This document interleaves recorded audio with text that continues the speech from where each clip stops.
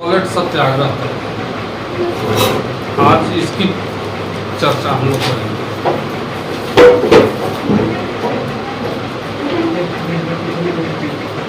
गांधी जी 1893 में इंग्लैंड से बैरिस्टर बनकर के लौटे। यहाँ आने के बाद दादा अब्दुल्ला के मुकदमे की पैरवी करने के लिए ये दक्षिण अफ्रीका चले गए 1893 में। दादा अब्दुल्ला भारतीय व्यापारी थे। एक्चुअली दक्षिण अफ्रीका की जो गोरी सरकार थी, ईख की खेती करने के लिए भारत से कुछ मजदूरों को एक इकरारनामे के तहत ले गई। हाँ, एक कॉन्ट्रैक्ट था। मजदूरों के जब मजदूर वहां चले गए तो उनके पीछे पीछे बहुत सारे व्यापारी भी गए।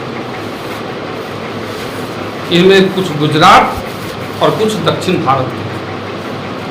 दक्षिण भारत के ज्यादातर मेमन मुसलमान थे। इन्हीं में दादा अब्दुल्ला थे। इनकी पारिवारिक झगड़ा था वहां दक्षिण अफ्रीका में।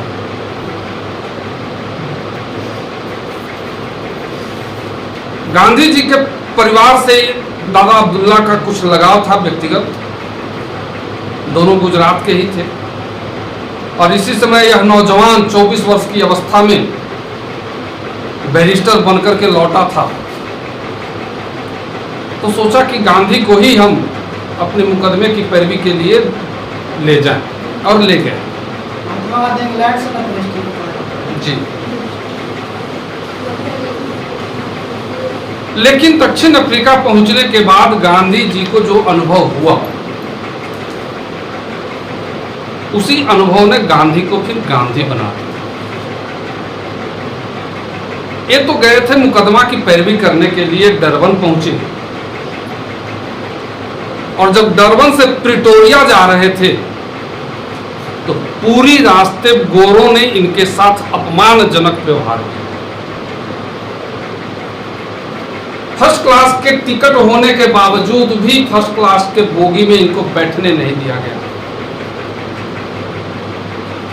चलती गाड़ी से एक स्टेशन पर इनको बार जबरदस्ती अंग्रेजों ने उतार दिया। दिसंबर की ठिठुरती रात में इनको पूरी रात बितानी पड़ी स्टेशन पर। वहां से जब वो नटाल जाना चाह रहे थे, उनको जब पहुंचना था नटाल, प्रिटोरिया से नटाल, अगली सुबह जब इन्होंने काउंटर पर फर्स्ट क्लास का टिकट मांगा तो टिकट बुकिंग क्लर्क जो था टिकट देने से इनकार कर दिया। इन्होंने पूरे रेलवे के हवाला दिया, रेलवे कानून का। यह भी बताया कि मैं बजाबता इंग्लैंड से शिक्षित होकर के लौटा हूं, मैं खुद बैरिस्टर हूं। इस अधिकार के तहत तो मुझे मिलना चाहिए फर्स्ट क्लास का टिकट। बड़ी हुज्जत करने के बाद इनको फर्स्ट क्लास का टिकट दिया गया। जब फर्स्ट क्लास के बोगी में बैठे तो वहां इनको उस सीट पर भी बैठने नहीं दिया गया। ड्राइवर के बगल में बैठने के इनको लोग बाध्य कर दिया अंग्रेजों ने। लेकिन उसी में से एक अंग्रेज ऐसा भी था जो इनके साथ सहानुभूति व्यक्त किया। ड्राइवर से भी हटा करके लोग जब पायदान पर बैठा रहे थे अंग्रेज, तब उस अंग्रेज व्यक्ति ने इसका विरोध किया और अपने बगल में उनको सीट दी। प्रिटोरिया पहुंचने के बाद पूरे रास्ते इनके साथ जो दुर्व्यवहार हुआ, गांधी जी का बड़ा कटु अनुभव हुआ। वो समझ गए कि जब मेरे साथ इस तरह का व्यवहार हो रहा है तो दक्षिण अफ्रीका में रहने वाले भारतीयों के साथ ये गोरे कैसा दुर्व्यवहार करते हैं। दक्षिण अफ्रीका में जो भारतीय रहते थे उनके साथ क्या व्यवहार? आगे हम वही बता रहे हैं आपको कि क्या क्या होता था। प्रिटोरिया में जैसे ही गांधी जी पहुंचे वहां रहने वाले सारे भारतीयों की एक मीटिंग बुलाई। दिक्कत यह थी, अभी तक वहां रहने वाले भारतीय जो शिक्षित थे या अशिक्षित थे, कोई विरोध करना ही नहीं जानता था, एक विरोध पत्र तैयार करना नहीं जानता था। जब गांधी जी ने उस मीटिंग में उनके साथ हो रहे व्यवहार की चर्चा की, तब सारे लोगों ने गांधी जी को ही अपना नेतृत्व सौंप दिया। आप ही अब इस मुकदमे की या हम लोगों के साथ जो दुर्व्यवहार हो रहा है, इसका मुखालफत करें। गांधी जी तैयार हो गए। कुछ ही दिनों के बाद दादा अब्दुल्ला का मुकदमा तो समाप्त हो गया। इन्होंने बहुत सारे प्रेस को, सरकार को चिट्ठियां लिखी, रोज चिट्ठी लिखते थे।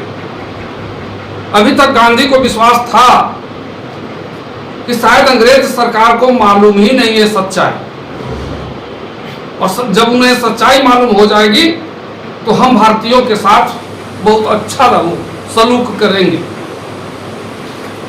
ये गांधी जी को विश्वास था। लेकिन इनके द्वारा भेजे गए सारे दरख्वास्त फेंक दिए गए। सरकार ने उस पर कोई विचार तक नहीं किया। तब गांधी जी का विश्वास थोड़ा सा डगमगाया। लेकिन अब मुकदमा दादा अब्दुल्ला की समाप्ति के पश्चात गांधी जी वापस भारत लौटना चाहते थे। जिस दिन इनको लौटना था उसकी पूर्व संध्या पर सरकार ने एक कानून निकाल दिया। विधानसभा में पारित होने वाला था वह कानून। वह कानून यह था कि दक्षिण अफ्रीका में रहने वाले सारे भारतीयों को पंजीकरण कराना पड़ेगा, और यह पंजीकरण उस पर अंगूठे का निशान रहेगा, और हर भारतीय को 24 घंटे अपने साथ रखना पड़ेगा एज ए लाइसेंस। ये बहुत अपमानजनक बात थी। भारतीयों ने, दक्षिण अफ्रीका में रहने वाले भारतीयों ने गांधी जी से रिक्वेस्ट किया कि आप 1 महीना और रुक जाएं और इसका विरोध करें। गांधी जी तैयार हो गए 1 महीना रुकने के लिए, लेकिन रुक गए 20 साल तक। जिस समय गांधी जी दक्षिण अफ्रीका में गए थे 25 वर्ष की अवस्था थी, और जब भारत लौटे तो उनकी अवस्था थी 45 साल। 1906 तक आते आते गांधी जी सत्याग्रह और असहयोग आंदोलन दक्षिण अफ्रीका में छेड़ने की तैयारी करने लगे। जिनका इकरारनामा समाप्त हो गया था, कॉन्ट्रैक्ट की अवधि समाप्त हो गई थी, उन पर भी वहां की सरकार ने 10 पाउंड का एक कर लगा दिया था, टैक्स। वहां दिहाड़ी मजदूर था, लोग दिन भर कमाता था, कुछ शिलिंग कमाता था। 10 पाउंड देना उनके बूते की बाहर बात थी। साथ साथ एक और घटना ने आग में घी का काम कर दिया। वहां की सुप्रीम कोर्ट जो थी, एक फैसला दिया कि दक्षिण अफ्रीका में रहने वाले वे तमाम भारतीय जिनकी शादियां ईसाई पद्धति से नहीं हुई है, वो सभी शादियां अवैध है। और जब शादी अवैध हो गई तो उनकी संतानें भी अवैध। और इन अवैध लोगों को दक्षिण अफ्रीका में रहने का कोई जगह नहीं। ये बहुत अपमानजनक बात थी।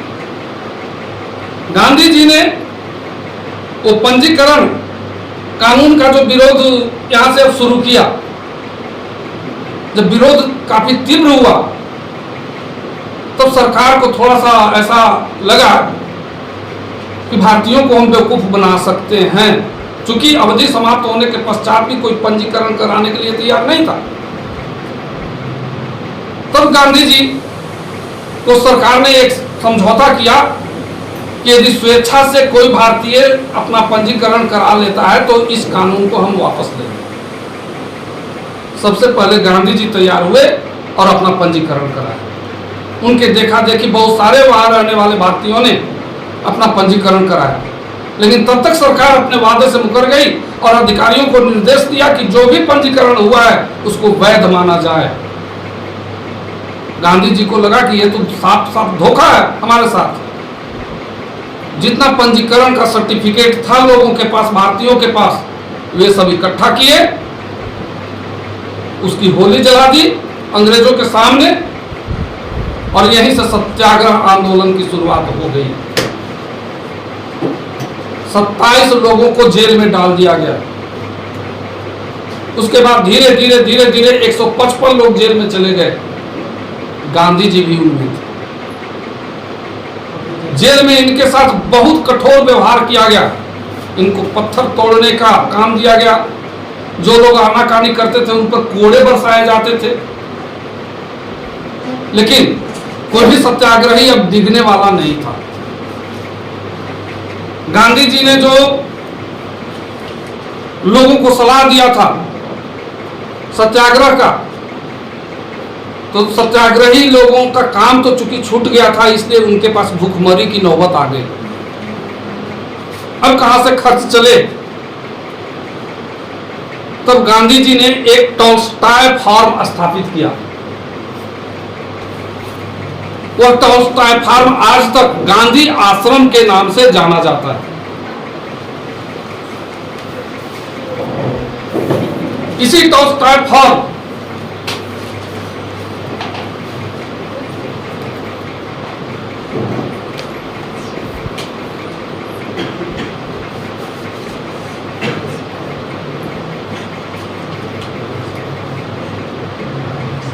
गांधी जी ने स्थापित किया था इसको दक्षिण अफ्रीका में। यही टॉल्स्टॉय फार्म गांधी आश्रम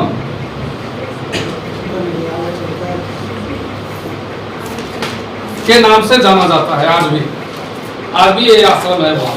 गांधी आश्रम कहाँ पर है? दक्षिण अफ्रीका में। साथ साथ इसी आश्रम के माध्यम से वहां रहने वाले गरीब लोगों को इन्होंने पुनर्स्थापित किया, क्योंकि उनके पास अब मकान भाड़ा देने के लिए भी पैसा नहीं था। मकान मालिकों ने इनके मकान की बिजली काट दी, अपने मकान से निकाल दिया। अब वो भारतीय रहते तो कहाँ रहते? उनको पुनर्स्थापित करना जरूरी था। तब गांधी के एक जर्मन दोस्त थे कालेनबाख, उनकी मदद से इन सभी भारतीयों को पुनर्स्थापित किया गया। कब हुआ था? 1906 में। फिर भारत से भी काफी पैसा भेजा गया। रतन टाटा ने 25,000 रुपया भेजा था।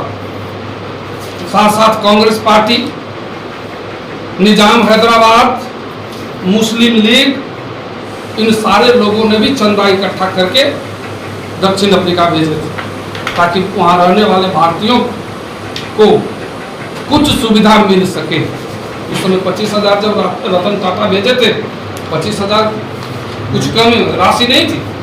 और फिर हैदराबाद निजाम का तो कहना ही नहीं था। उस समय दुनिया के सबसे अमीर वही था, हैदराबाद निजाम ही।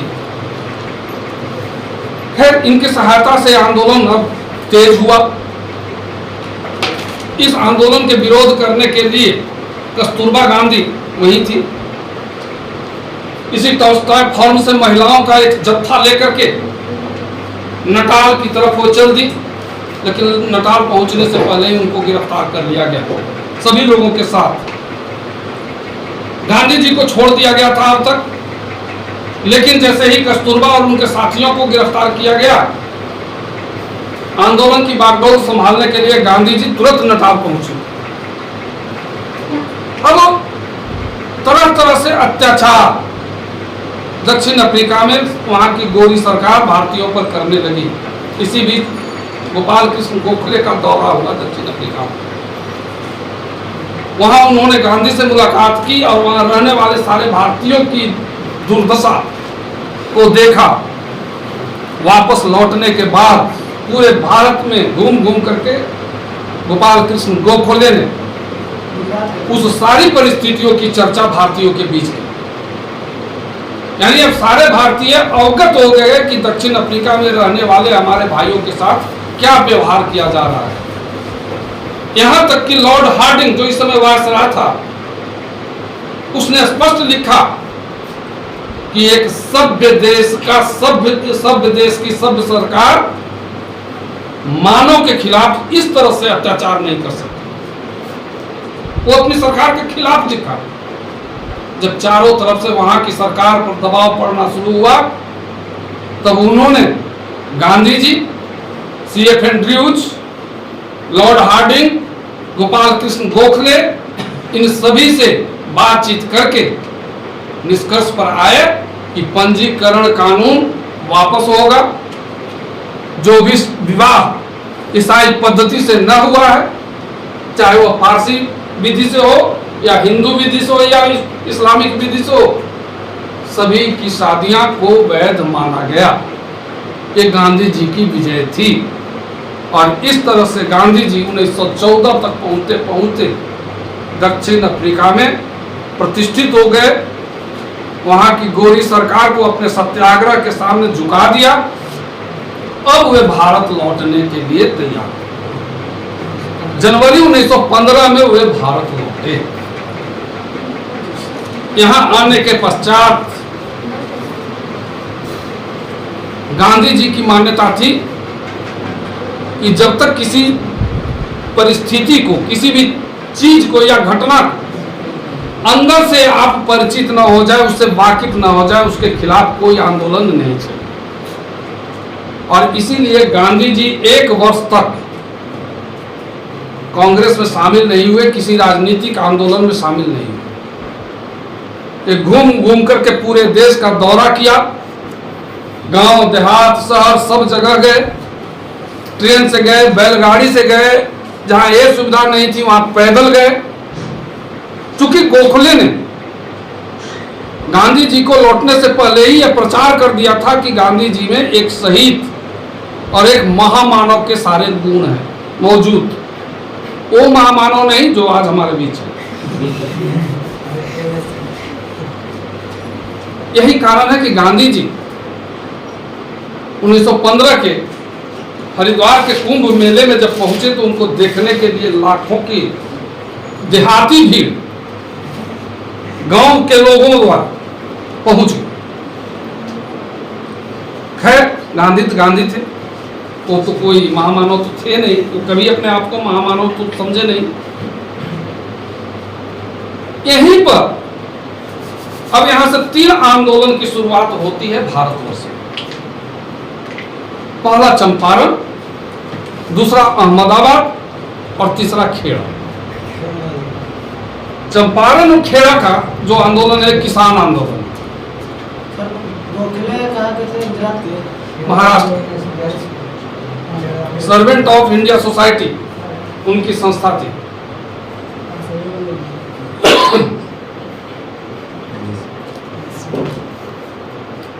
यहां पर चंपारण के एक किसान राजकुमार शुक्ल ने गांधी से मुलाकात की और उनको आमंत्रित किया कि आप चंपारण पहुंचे, वहां किसानों की दुर्दशा को देखें और इसका कुछ उपाय निकालें।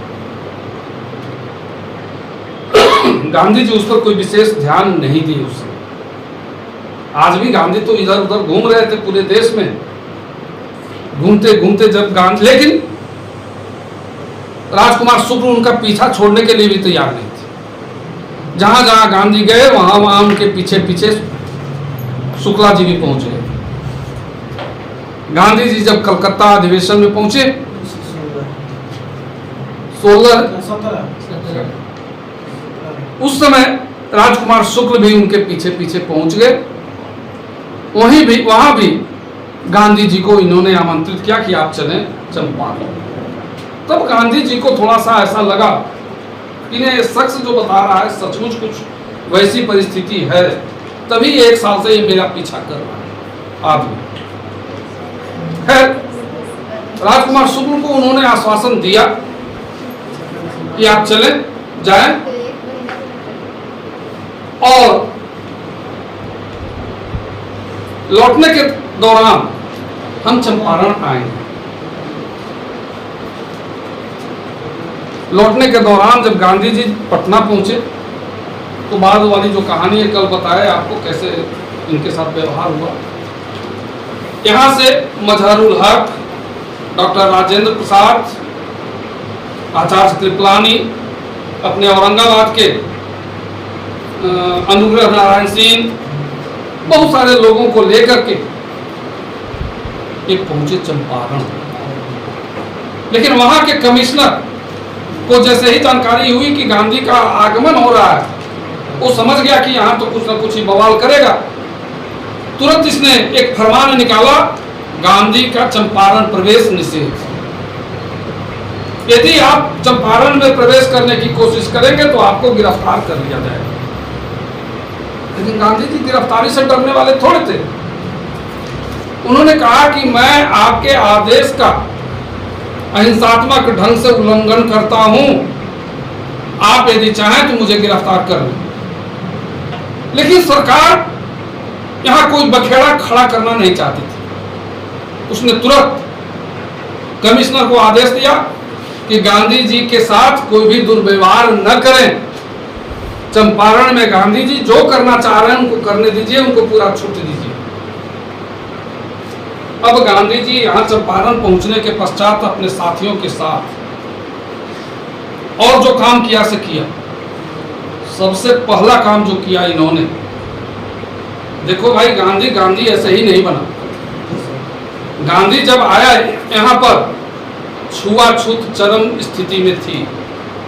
ये जितने महान लोग हैं, चाहे डॉक्टर राजेंद्र प्रसाद हो या मजहरुल हक हो या अनुग्रह नारायण सिंह हो, ये सारे लोग दलितों के साथ बैठ करके खाना खाना नहीं चाहते थे। गांधी ने शर्त रखी, हमारे साथ वही रह सकता है जो एक पंगत में सारे लोग बैठ करके खाना खाने के लिए तैयार हैं। दूसरी शर्त, वो खाना कोई पंडित या ब्राह्मण नहीं बनाएगा, दलित बनाएगा। तीसरी शर्त, खाना खाने के पश्चात वो खाना परोसेगा भी दलित ही, और खाना खाने के बाद अपनी थाली खुद उठाए और अपने से उसको धो करके रखे। ये बहुत बड़ी बात थी। आज के नजरिए से इसको मत देखिए, आज हम लोग कहीं भी खा सकते हैं, कहीं भी थाली उठा लें। लेकिन ये बड़े बड़े लोग थे, जमींदार घराना, अमला फैला सैकड़ों लगा हुआ रहता था। यहाँ तो बाल झाड़ने के लिए भी नौकर चाकर होता था। तो थाली इनका कौन जूठा होता, ये अपने से धोते भाई। लेकिन गांधी ने जब ये शर्त रख दी तो पहले तो ये सारे के सारे लोग हिचकिचाए। उनको तो लगा कि गांधी सठी आ गया। लेकिन गांधी तो स्पष्ट रूप से शर्त थी कि हमारा साथ देना चाहते हैं तो इस शर्त को मानिए, नहीं तो आप वापस जाइए। खैर, नाक बहुत सिकोड़ते हुए लोगों ने उनका साथ दिया। हर एक सुबह गांधी जी अपने साथियों के साथ निकल जाते थे गांव, और किसानों से वे मुलाकात करने के बाद उनकी क्या दिक्कत है वे नोट करते थे। चंपारण में स्थिति क्या थी, चंपारण सत्याग्रह शुरू क्या, क्यों हुआ यह कि 19वीं सदी में कुछ गोरे किसान चंपारण में नील की खेती करते थे, और इन किसानों को बाध्यता थी कि अपने 3/20वें हिस्से में नील जरूर लगा। लेकिन अब तक जर्मनी में कृत्रिम नील पैदा हो गया था, आर्टिफिशियल। इसलिए मार्केट से यह उपजाया हुआ नील अब बाहर हो गया पूरे दुनिया से। जब ये नील बाहर हो गया तो इन गोरे लोगों को भी खेती बंद करनी पड़ी। लेकिन बंद करने के लिए किसानों से चूंकि ये इकरारनामा किए थे, एक कॉन्ट्रैक्ट किए थे, अब उन किसानों को मुक्त करने के लिए इन्होंने उससे टैक्स लेना शुरू किया। और जबरदस्ती जो किसान नहीं टैक्स देता था उसको बांध करके ये लोग मारते थे। पिटाई के दौरान बहुत सारे किसानों की मौत भी हो गई। लेकिन उसका मुकदमा सुनने के लिए भी तो अंग्रेज जज ही था। फैसला भी तो उसी अंग्रेज के पक्ष में होता था, किसान के पक्ष में थोड़े होता था। ये दिक्कतें, और इसी से मुक्ति के लिए गांधी जी को बुलाया गया था। गांधी जी जब अपने साथियों के साथ गांव-गांव जाने लगे और किसानों से पूरी परिस्थिति को नोट करने लगे, लगभग 800 किसानों से इन्होंने इंटरव्यू लिया, और तब गांधी जी इस निष्कर्ष पर पहुंचे कि नहीं, किसानों द्वारा जो यह व्यक्त किया जा रहा है अपने तकलीफ को, वो सही है। सरकार समझ गई कि अब गांधी मानने वाला है नहीं। एक आध प्रयास हुआ गांधी की यहां हत्या करने की। गांधी जी जिस आश्रम में रुके हुए थे, वही अंग्रेज कमिश्नर इनको दूध भेजता था। अंग्रेज कमिश्नर का जो रसोइया था बतख मियाँ, उस बतख मियाँ को उस कमिश्नर ने बाध्य किया कि उस गिलास में जिसमें दूध ले जाता है उसमें जहर मिलाओ, ताकि गांधी का किस्सा यही जहां समाप्त हो। लेकिन बतख मियाँ ने उस गिलास में जहर नहीं मिलाया और गांधी जी की जान बच गई। मियाँ की वजह से नहीं बचा। आप आगे बहुत सारे ऐसे दृष्टांत मिलेंगे जहां पर मुस्लिमों ने हमारा कैसा साथ दिया, कितना साथ दिया 47 के बाद तक। यहाँ पर अब अंग्रेज सरकार समझ गई कि गांधी जी का आंदोलन अब तेज होने वाला है। झट से उन्होंने एक मीटिंग बुलाई, एक कमेटी बना दी और उस कमेटी का एक मेंबर गांधी जी को भी रखा। यह कमेटी इस निष्कर्ष पर पहुंची कि किसानों द्वारा जो भी राशि वसूल किया है, इन गोरे किसानों ने उस राशि का, हालांकि गांधी जी का मानना था कि 35% कम से कम वापस किया जाए, लेकिन ये गोरे किसान 25% लौटाने पर ही तैयार हुए। गांधी जी ने इसको मान लिया। बहुत सारे लोगों ने आलोचना भी की कि नहीं, 100% वापस करवाना चाहिए था। गांधी जी ने कहा कि 25% ही इन गोरे किसानों के मुंह पर बड़ा तमाचा है। अब वो लोग इतनी बड़ी बेइज्जती सहकर चंपारण में नहीं रहेंगे। और उनकी बात सही भी निकली, जब बहुत जल्दी वे लोग चंपारण को छोड़ दिया और चंपारण के किसान आज मुक्त। अगले साल 1918 में दूसरी घटना घटी अहमदाबाद, उनके गृह राज्य में।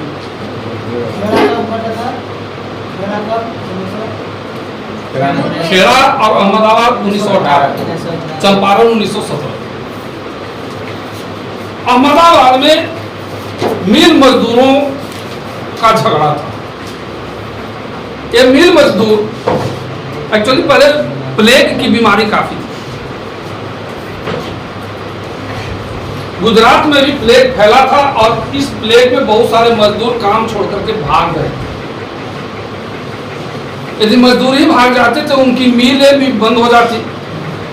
इन मजदूरों को रोकने के लिए मिल मालिकों ने प्लेग बोनस नाम से एक राशि जारी किया मजदूरों के लिए। लेकिन जब प्लेग की समाप्ति हो गई तो यह मिल मालिक उस बोनस को भी समाप्त कर दिया। झगड़ा यहीं से शुरू हुआ। मजदूरों का कहना था कि ठीक है, प्लेग की बीमारी जरूर समाप्त हो गई, लेकिन प्रथम विश्व युद्ध के दौरान जो महंगाई बढ़ी है, उस महंगाई के अनुरूप आपने हमारा वेतन तो नहीं बढ़ाया। तो जब वेतन नहीं बढ़ाया तो जो प्लेग बोनस की राशि दी जा रही है उसको आप समाप्त मत करें। लड़ाई यही थी। ऐसा लगा कि मिल मालिकों और मजदूरों के बीच कुछ भयानक घटना होने वाली है। वहां के कलेक्टर ने गांधी जी से आग्रह किया कि आप इसमें कुछ रास्ता निकालें। गांधी जी मिल मालिकों से और मजदूरों से दोनों से बातचीत की और पूरा हिसाब किताब निकालने के पश्चात गांधी जी इस निष्कर्ष पर पहुंचे कि नहीं, मिल मालिकों को 35% बोनस देना चाहिए। मिल मालिक शुरू में तैयार हो गए। ये पूरे मामला एक ट्रिब्यूनल को सौंप दिया गया। सौंपने की बात की गई, लेकिन मिल मालिक तुरंत अपने वादों से मुकर गए और यहाँ तक धमकी दी मजदूरों को कि यदि काम पर नहीं आएंगे तो आपको नौकरी से निकाल दिया जाएगा। गांधी जी को लगा कि ये मिल मालिक अब कुछ ज़्यादा ही आगे बढ़ रहे हैं। एक बहुत प्रसिद्ध उद्योगपति हैं थे अंबालाल साराभाई, आज भी उनका उद्योग है, बहुत पूरे भारत में, विदेश तक। अंबालाल साराभाई, खास करके दवा उद्योग में ये नामी गिरामी कंपनी है। अंबालाल साराभाई उन सभी उद्योगपतियों का, मिल मालिकों का नेतृत्व कर रहे हैं। गांधी जी ने उनको सलाह दिया कि आप मजदूरों पर तरस खाएं और 35% बोनस इनको दें, लेकिन अंबालाल साराभाई पर इसका कोई असर नहीं हुआ। उनकी बहन अनुसुईया बेन, अंबालाल की बहन अनुसुईया बेन गांधी जी के साथ आ गए। गांधी जी ने मजदूरों को सलाह दिया, आप सत्याग्रह की शुरुआत करें। प्रतिदिन ताप्ती नदी के किनारे अब मीटिंग बैठने लगी। बहन प्रतिदिन ये ताप्ती नदी के किनारे जब मीटिंग बैठने लगी, लेकिन कुछ ही दिन मीटिंग बैठी, मजदूरों के यहाँ भुखमरी की नौबत आ गई। मिल मालिक इनको काम से निकाल चुके थे, अब खाएंगे क्या? तब गांधी जी ने कहा कि ठीक है, आपके साथ भुखमरी की स्थिति आ रही है, आपके साथ अनशन हम भी करेंगे। अब गांधी जी के अनशन की बात जैसे ही मिल मालिकों ने सुनी, तब उनका तो खून जमने लगा। उन्होंने गांधी की बात मानी और हुआ कि नहीं, ये सारा मामला ट्रिब्यूनल को सौंप देते, ट्रिब्यूनल जो फैसला करेगा हम मानेंगे। ट्रिब्यूनल ने फैसला किया कि मजदूरों को 35% बोनस, यानी मजदूरी के अलावे मिलेगा। ट्रिब्यूनल क्या है? ट्रिब्यूनल होता है कि कुछ उसमें कानून के जानने वाले अधिकारी। ये दूसरी सफलता मिल गई गांधी जी को। इसी साल गांधी जी को जानकारी मिली कि खेड़ा के किसान, गुजरात में ये खेड़ा एक अंचल बहुत मुसीबत में है। मुसीबत यह थी कि उस समय काफी अकाल पड़ा हुआ था, फसलें हुई नहीं थी, लेकिन सरकार ने उन पर लगान की दर काफी बढ़ा दिया। अब इस परिस्थिति में वहां के किसान कैसे लगान देते?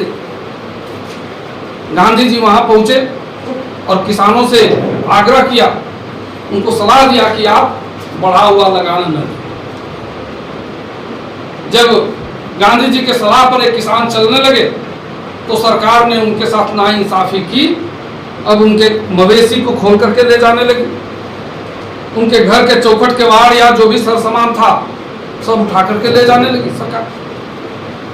इस परिस्थिति में गांधी और उनके जो सहयोगी थे, विठल भाई पटेल, वल्लभ भाई पटेल, इंदुलाल याज्ञिक, ये सारे लोग गांव-गांव घूमना शुरू हुए और किसानों को समझाना शुरू किए कि किसी भी कीमत पर सरकार के सामने झुकना नहीं है, 1 पैसा टैक्स नहीं देना। लेकिन कुछ ही दिनों के आंदोलन के पश्चात गांधी जी को गुप्त रूप से यह जानकारी मिली कि सरकार किसानों पर जो टैक्स बढ़ाया था, लगान की दर बढ़ाया था, उसे समाप्त करने पर विचार कर रही है। तब गांधी जी ने अपना आंदोलन वापस ले लिया और यह निर्णय दिया कि जो किसान अमीर है और टैक्स देने की स्थिति में है, वे स्वेच्छा से दे सकते।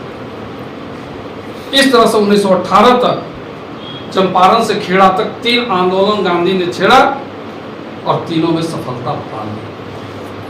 इन सब साथी कहाँ गए? राजेंद्र प्रसाद, मुखर्जी जी सभी वापस लौट गए बिहार।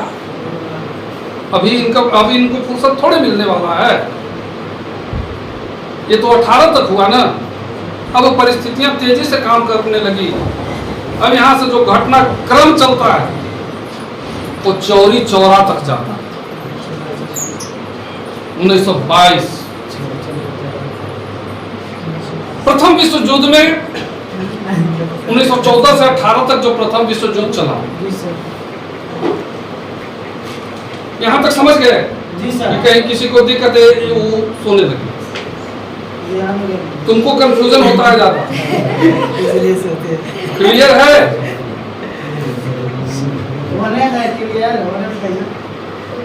यदि क्लियर है तब हम आगे बढ़ेंगे, यदि कुछ इसमें दिक्कत है तो पूछते चलो।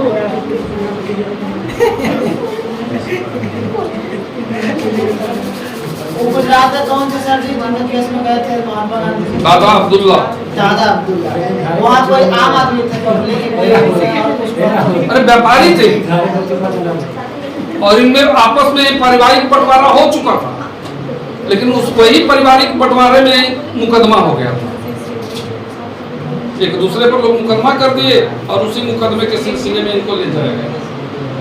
वो दक्षिण अफ्रीका में क्या जन्म हुआ था? दादा अब्दुल्ला का? हाँ भाई, दक्षिण अफ्रीका में। महात्मा गांधी के दोस्त थे?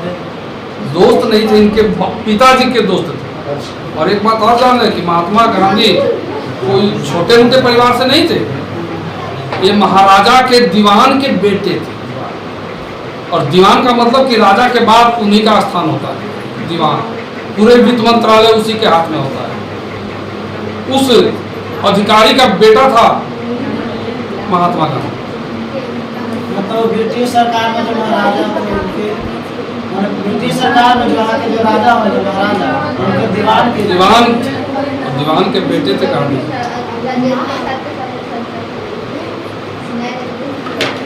चलिए, पूछना है कुछ? सब कुछ क्लियर है? हाँ।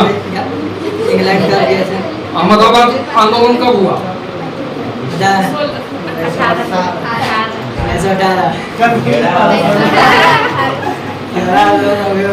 1900।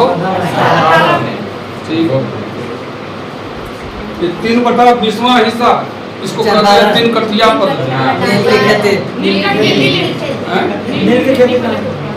हाँ, तो 3 कठिया पद्धति क्या थी? जैसे कि आपका जितना भी हिस्सा 3 कट्ठा में आपको कम से कम 1 बीघा यदि जमीन है तो उसका 3 कट्ठा में नील की खेती करनी जरूरी थी। इससे खेत पर प्रभाव पड़ता होगा, खेत खराब होता होगा। हाँ बिल्कुल, जहाँ भी नील की खेती होती होता था दोबारा नहीं होता था, क्या होता था, लेकिन नील ही होता था, मतलब दूसरा फसल नहीं, ऊसर हो जाती थी जमीन। इसीलिए तो वहाँ के किसान मजबूर थे, ये नहीं चाहते थे नील की खेती कर रहे। गांधी जी इंग्लैंड कर गए थे 1893 में। ऐसे याद रखो, 1893 में ही स्वामी विवेकानंद अमेरिका के शिकागो में भाषण दिए थे, विश्व हिंदू धर्म सम्मेलन में भाग लिए थे। 1893 में गांधी जी दक्षिण अफ्रीका से लौटे 1915 जनवरी 1915। इंग्लैंड से कब लौटे? 1893 में ही लौटे। अब ये से कब? 1893 में गए। पूरा डेट था जाने का, पूरा डेट कब था उनका? पूरा डेट होगा ना? अब होगा फिर, इतना कौन याद पूरा डिग्री किस तरह मिली है? 3 साल। 3 साल बाद इंग्लैंड में 3 साल रुके। 3 साल का कोर्स होता था बैरिस्ट्री का, अब तो 4 साल का हो गया।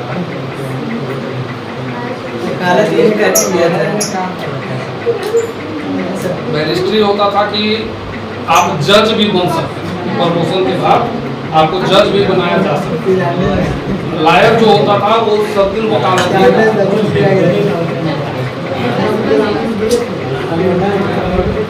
अब आगे बढ़े। ऐसा जो राजा के नाम याद है? कौन राजा के? जब राजा के दीवान थे, उस राजा से हमको क्या लेना देना? पूरा भारत के राजा थे। गुजरात के एक भारतवर्ष में 600-650 राजा थे भारतवर्ष में, उसमें वो भी एक था। उसका 93 में गए के जब लड्डू गए कहाँ से लौटे? इंग्लैंड से लौटे 1893 में ना, लेकिन गए तो थे पहले। 1800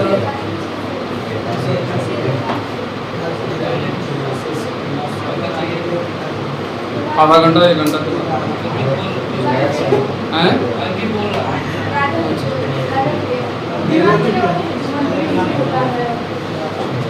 हाँ चलिए पूछिए, जो पूछना पूछो।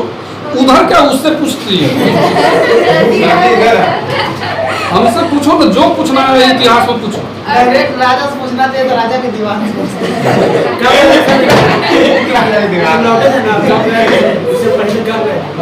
देखो अब नोट करो तुम लोग। 1889-90 में वो इंग्लैंड गए, 3 साल वहां रहे, 3 साल में बैरिस्ट्री की शिक्षा ली। 1893 में वो वापस भारत लौटे और इसी साल ये चले गए दक्षिण अफ्रीका। 93 में चले गए, वहां से लौटे भारत 1915 में, जनवरी 1915।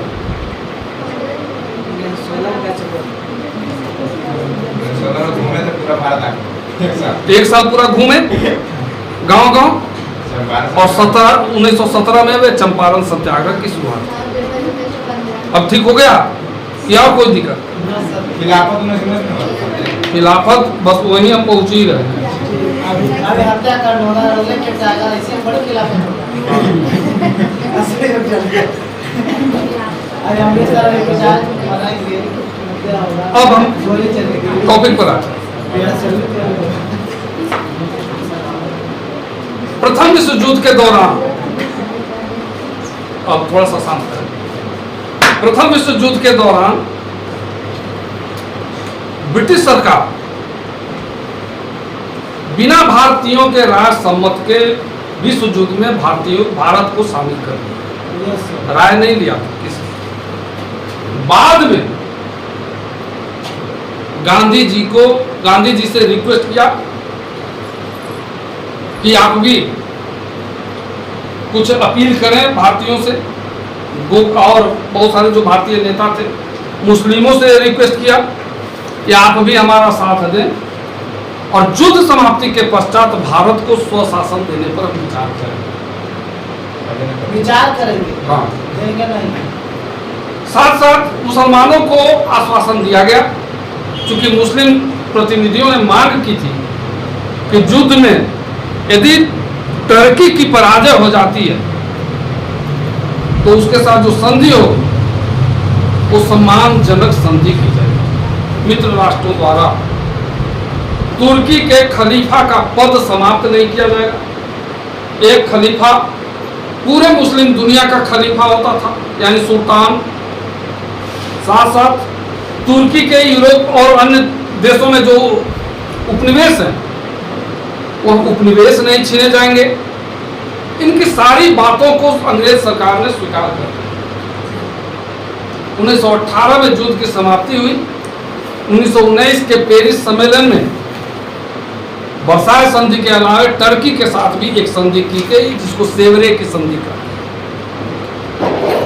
इस संधि के तहत खलीफा का पद भी समाप्त कर दिया गया और उसके सारे उपनिवेश छीन लिए।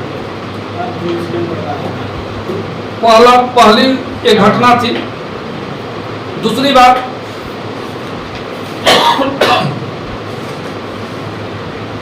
गांधी जी को जो शुरुआती दौर में लगा था कि बहुत भला मानस है ये ब्रिटिश सरकार, जो समाप्ति के पश्चात हमें स्वशासन देने पर विचार कर सकती है, लेकिन अब उनको यह महसूस हुआ कि नहीं, सरकार हमें धोखा में रख रही थी।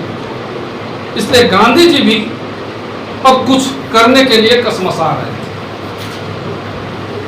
विश्व युद्ध के दौरान महंगाई काफी बढ़ गई,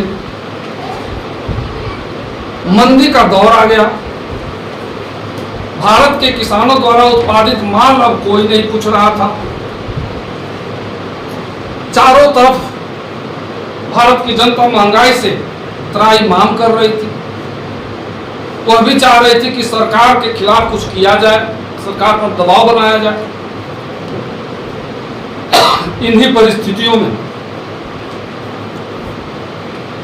आतंकवादी कार्रवाइयों पर रोक लगाने के लिए सरकार ने एक कानून बनाया, जिसका नाम रॉलेट एक्ट रखा है।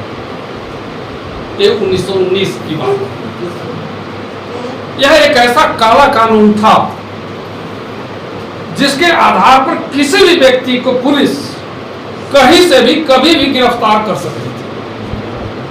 और इससे भी बड़ी बात यह थी कि वह व्यक्ति, गिरफ्तार व्यक्ति अपने बचाव के लिए कहीं किसी अदालत में पैरवी नहीं कर सकता था। नो अपील, नो दलील। अब गांधी जी को लगा कि आंदोलन खड़ा करने का समय आ चुका है। उन्होंने तुरंत कांग्रेस कार्यकारिणी की मीटिंग बुलाई और कांग्रेस को सलाह दिया कि आंदोलन की तैयारी किया जाए, इस कानून का विरोध किया जाए। पंजाब में ये आग तेजी से फैली। वहां के दो प्रसिद्ध कांग्रेसी नेता थे, डॉक्टर सत्यपाल और डॉक्टर किचलू। इन दोनों नेताओं द्वारा पूरे पंजाब में जबरदस्त आंदोलन छेड़ा। कहीं कहीं आंदोलन ये हिंसक हो गया। महाराष्ट्र में आंदोलन और भी हिंसक हुआ। अंग्रेजों पर लोगों ने आक्रमण कर दिया, उनकी औरतों तक की पिटाई की, अंग्रेजों को भी मारा, कई अंग्रेज मारे गए। यानी पूरा पंजाब क्रोध की ज्वाला में जल रहा था। गांधी जी को लगा कि जिस आंदोलन के, जिस विरोध आंदोलन की शुरुआत करने का हमने सलाह दिया था, शायद भारतीय उसको ठीक से समझ नहीं सके। इसलिए गांधी जी पंजाब जाकर के लोगों को समझाना चाहते थे कि आप शांत रहें, जो विरोध करें अहिंसक तरीके से करें। जब गांधी जी पंजाब जाने की तैयारी कर रहे थे, सरकार ने इनको गिरफ्तार कर लिया और भेज दिया महाराष्ट्र। इधर डॉक्टर सत्यपाल और डॉक्टर किचलू को सरकार ने गिरफ्तार करके नजरबंद कर दिया। उनकी गिरफ्तारी के खिलाफ और भी तेजी से आग फैल चुकी पंजाब में। 13 अप्रैल 1919 का दिन, बैसाखी का दिन, पंजाबियों के लिए बहुत पवित्र दिन होता है बैसाखी। इस दिन मेला था अमृतसर में। गांव देहात से बहुत सारे औरत मर्द मेला में शामिल होने के लिए आए थे। वहीं पर जालियांवाला बाग एक मैदान है। यह मैदान 3 तरफ से दीवार से घिरा हुआ, ऊंची दीवार से। मात्र पतली एक तरफ से रास्ता है, एकदम पतली। पंजाब की स्थिति को देखते हुए सरकार ने वहां का प्रशासन जनरल डायर को सौंप दिया था। जनरल डायर किसी भी तरह के मीटिंग प्रतिबंध, मीटिंग जुलूस आदि पर रोक लगा दिया था, घोषणा कर दिया था। लेकिन मेला में आए हुए लोगों को इसकी जानकारी नहीं थी। डॉक्टर सत्यपाल और डॉक्टर किचलू के गिरफ्तारी के खिलाफ में इसी जालियांवाला बाग में एक मीटिंग बुलाई गई। मेला में घूमने आए हुए सारे लोग भी, बहुत सारे लोग इस मीटिंग में आ गए। उनमें बहुत सारी महिलाएं भी थी जो अपने साथ छोटे बच्चों को लेकर के आई थी। वो बेचारी तो आई थी मेला देखने और अपने बच्चों को दिखलाने। जैसे ही जनरल डायर को इस बात की जानकारी मिली कि वहां मीटिंग चल रही है जालियांवाला बाग में, अपनी पूरे लाओ लश्कर के साथ जालियांवाला बाग पहुंच गया और जहां से निकासी था उसको उसने रोक दिया। पूरे मैदान को अंदर से सैनिकों ने घेर करके 10-15 मिनट तक गोली चला। हालांकि सरकारी रिपोर्ट के अनुसार तो 379 लोग ही मारे गए, लेकिन मरने वालों की संख्या काफी ज्यादा थी, 1000 से ऊपर। जितने लोग गोली से नहीं मरे थे उससे कई गुना ज्यादा लोग उस बाग में स्थित कुआं में गिरने से मरे थे। अपने बचाव के लिए औरत मर्द बाल बच्चे सभी उस कुएं में कूदते चले गए और जो नीचे गए वो दब करके सांस घुटने के कारण मरते चले गए। अब एक पूरा देश स्तब्ध हो गया। हालांकि इसकी जानकारी बहुत दिन के बाद मिली लोगों को, खासकर पंजाब से बाहर के लोगों को इसकी जानकारी उनको नहीं मिली। उस समय आज की तरह कोई टेलीफोन सुविधा तो थी नहीं, या अखबार में भी देरी से खबरें छपती थी। लेकिन जब खबरें मिली तो पूरा देश स्तब्ध था। अब गांधी जी सरकार पर दबाव देना शुरू कर दिए कि आप इसकी जांच करें और जनरल डायर पर कार्रवाई करें। हंटर कमेटी को यह जांच सौंपा गया, लेकिन हंटर कमेटी जिस तरह से जांच कर रही थी उसमें भारतीयों को ही दोषी ठहरा रहा था, जनरल डायर को निर्दोष। इससे भी बड़ी बात यह थी कि तुरंत जनरल डायर को यहां से भेज दिया गया इंग्लैंड, और वहां हाउस ऑफ लॉर्ड्स में मॉर्निंग पोस्ट नामक एक प्रेस ने जनरल डायर को सम्मानित किया, काफी पैसा देकर। ये सारी घटनाएं भारतीयों को आक्रोशित कर रही थी। कांग्रेस पार्टी ने अपनी तरफ से भी जांच करवाई, जिसके नेता थे सरोजिनी नायडू। इनके नेतृत्व में जांच कमेटी जो जांच की वो निष्कर्ष पर पहुंची कि सारी की सारी गलतियां जनरल डायर की थी। उन्होंने जानबूझ करके हत्या करने के लिए ही गोली चार्ज करवाया था, और 1000 से ऊपर लोगों की हत्या उन्होंने की। अब गांधी जी के सामने कोई और विकल्प नहीं था आंदोलन शुरू करने का। खिलाफत, चूंकि भारत के मुस्लिमों के साथ उन्होंने धोखेबाजी की थी अंग्रेजी सरकार ने, वे गांधी जी से मिले। गांधी जी ने उनको सलाह दिया कि आप खिलाफत आंदोलन शुरुआत करें। चूंकि तुर्की के खलीफा के लिए यह आंदोलन हुआ था, इसलिए इसका नाम भी रखा गया खिलाफत। इलाहाबाद की मीटिंग में यह निर्णय पास हुआ और आंदोलन का नेतृत्व खिलाफत कमेटी के नेताओं ने, अली बंधु थे, उन्होंने अपना नेतृत्व गांधी जी को सौंप दिया। इन सारी जो परिस्थितियां तैयार हुई थी, गांधी जी को लगा कि अब कांग्रेस भी आंदोलन कर सकती है, और तब उन्होंने, हालांकि पहले तो सरकार को जो गांधी जी का तौर तरीका था, वायसराय को एक चिट्ठी लिखी, इतने तारीख तक यदि आप हमारी मांगों पर विचार नहीं करेंगे तो हम आपके खिलाफ असहयोग आंदोलन शुरू कर देंगे।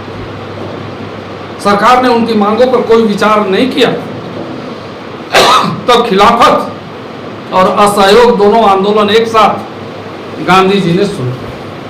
1920 1 अगस्त 1920 1 अगस्त को ही बाल गंगाधर तिलक की मृत्यु हो गई। इनकी मौत पर शोक सभा और असहयोग आंदोलन दोनों की शुरुआत हुई।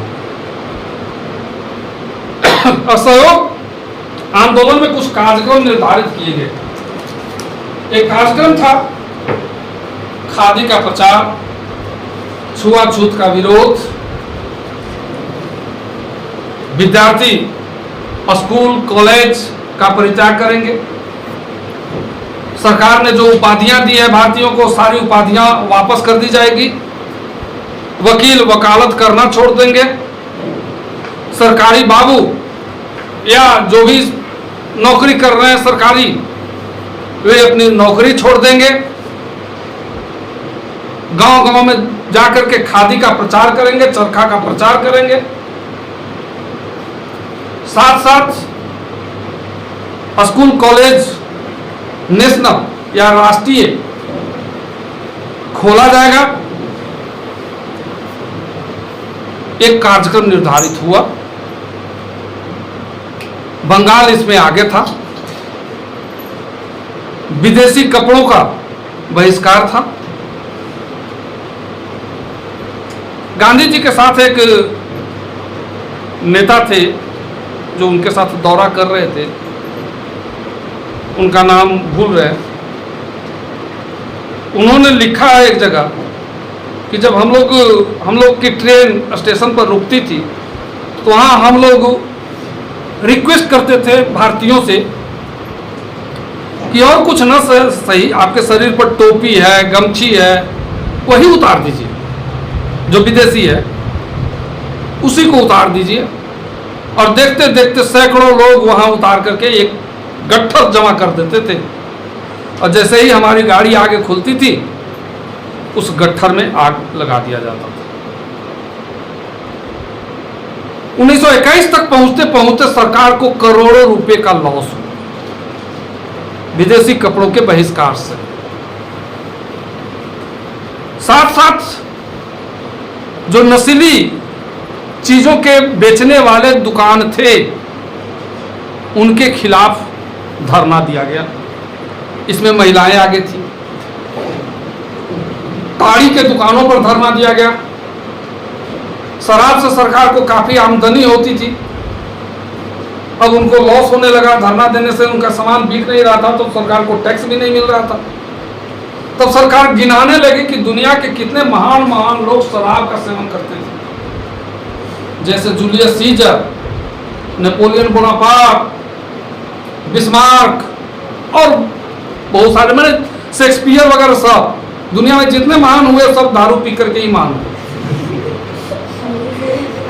वो भारतीयों को बताना चाह रहे थे कि तुम भी पियो और तभी महान बनोगे। लेकिन खैर गांधी जी के जो महिलाएं अनुयायी थीं वो दुकान में किसको घुसने देती। सरकार को इससे बड़ा लॉस हुआ और गांधी जी का यह असहयोग आंदोलन भारत के लगभग हर कोने में फैल चुका था।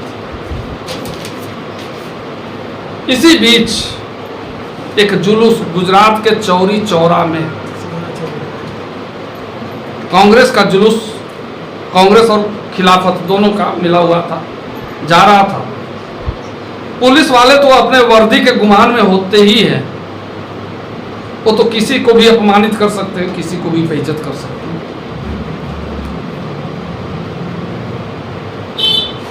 चौरी चौरा थाना के कुछ पुलिस वालों ने इनके साथ छेड़छाड़ कर दी। इस जुलूस का एक जत्था इससे आक्रोशित हुआ, पुलिस वालों के साथ मारपीट हुई, तब पुलिस वालों ने गोली चला दी। इससे पूरा जुलूस आक्रोशित होकर के थाने पर धावा बोल दिया। सभी सिपाही भागते हुए थाने में घुस गए। जुलूस वालों ने उस थाने में आग लगा दी। 21 सिपाही और एक दारोगा जलकर मर। जो निकलना चाहा भी, भागना भी चाहा, उसको मार करके लोगों ने उसी आग में डाला।